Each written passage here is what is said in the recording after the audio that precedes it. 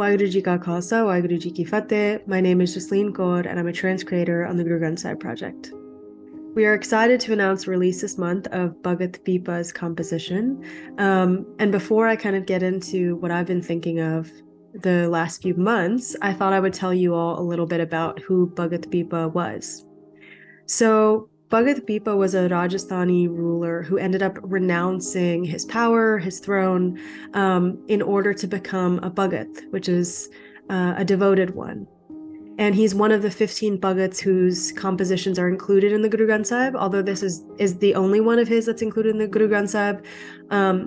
It's really important to kind of know where he's coming from, because he had this position of great power, religious and political power, in which he was kind of expected to do the kind of religious and spiritual sort of like gatekeeping that we've talked about, in previous videos, where like the common sort of hegemonical structures of the time required a kind of limited access to divinity and middlemen to go through in order to have connection with the divine, and only certain people were deemed quote unquote like worthy of that connection in the first place. So he's coming out of that context. In this particular composition, he's sharing his personal insight based on his encounter with the formless divine, with IkOankar, and it's set in Rag Dhanasari, which, as you might remember, is a rag that denotes contentment and cheerfulness and conveys like a sense of fulfillment. And in this case, Bhagat Pipa's sense of fulfillment is coming from this realization that the beautiful one sort of resounds within his self, within all of us. And so I thought I would talk about the Daha line, because that's where kind of the main idea of the composition comes. And in the Daha line, Bhagat Pipa says, "I proclaim in the name of Ram, the beautiful one is everything and all pervasive. This realization removes the fear of birth and death." So it's interesting because there are so many religious paradigms in which the body is given such a negative connotation. It's where we have like the dichotomies of like the sacred and the profane, the flesh and the spirit, the body as like something that is only rooted in like bad behavior and vices. There is that kind of dichotomy that's common across traditions.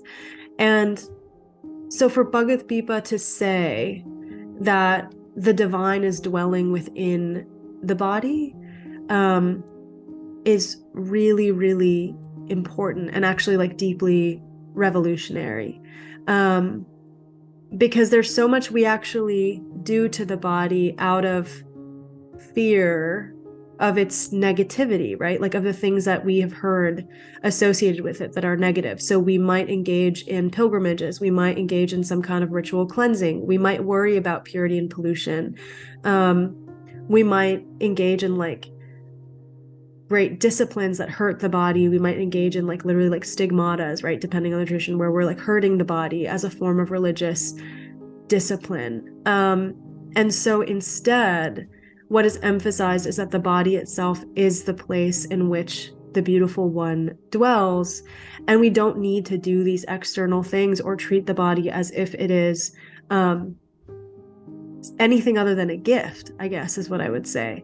And this is interesting because it's coming off of, and maybe this is just like a funny coincidence of events, but last release was Gorya, and it was all about how the body is this gift and it's so valuable, and it is the vehicle through which we can connect with IkOankar, right? So there is this kind of further emphasis in this composition on the body as part of this kind of all-pervasiveness.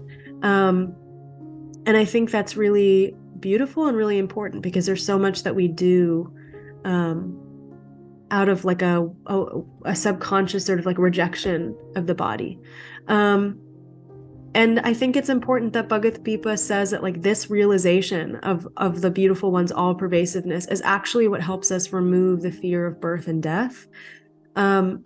Because so much of that fear is tied to ideas about transgressions or sins, ideas about salvation, ideas about punishment and reward.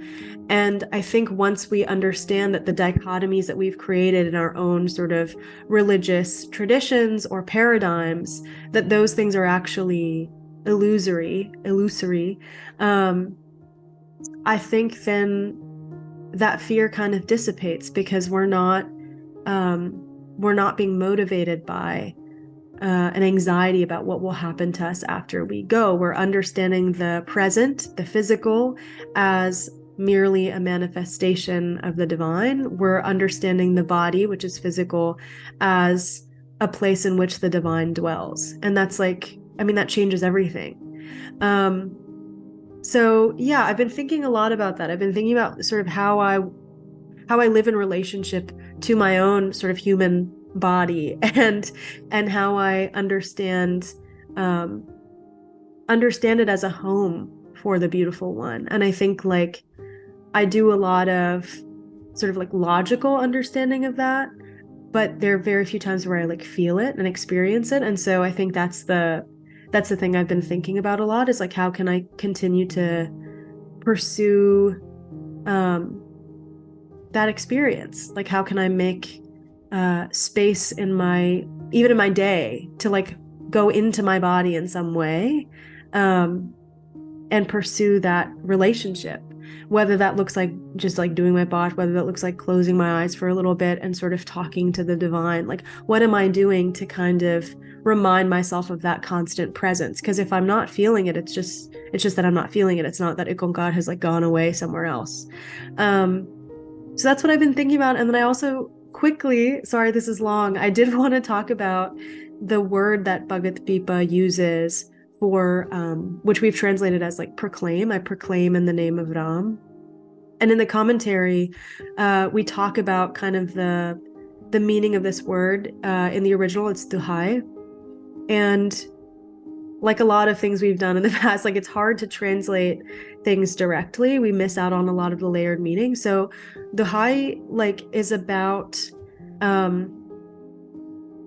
like many things. It can be a prayer for sort of mercy. It can be something that has like an element of like clamoring or crying out. There's like some kind of like frenzy associated with it.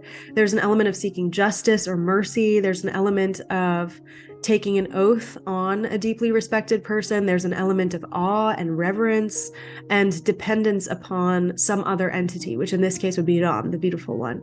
So there's like so many things that we miss out when we just say proclaim. And so I wanted to say that in this video, that there's like some kind of combination of multiple sort of experiences and emotions that's coming out of this one word. And maybe in English, when we think of proclaim, we think of it as like, I don't know, like in an old historical period where there's like still kings, somebody comes out in the middle of a town square and like proclaims something on behalf of the king. That's not what this is. This is like something that is coming deep from the wells of one's own experience and being.